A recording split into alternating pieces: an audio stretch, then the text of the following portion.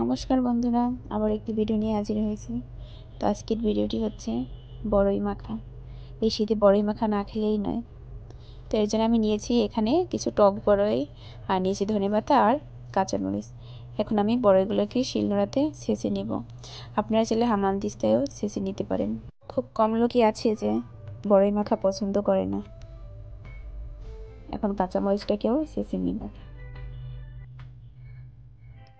আপনারা চাইলে এখানে শুকনো মরিচও ব্যবহার করতে পারেন।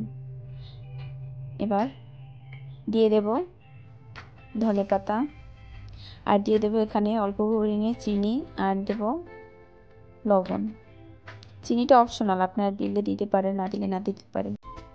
এবার সবটা ভালোভাবে মিশিয়ে নেব। তো হয়ে গেছে আমার বড়ই মাখা। তো তোমরা বাড়িতে অবশ্যই ট্রাই করবে, আর ভিডিওটি ভালো লাগলে আমার চ্যানেলটি সাবস্ক্রাইব করে দেবে, পাশে থাকবে। আজ এই পর্যন্তই, সবাই ভালো থাকবেন। ধন্যবাদ সবাইকে।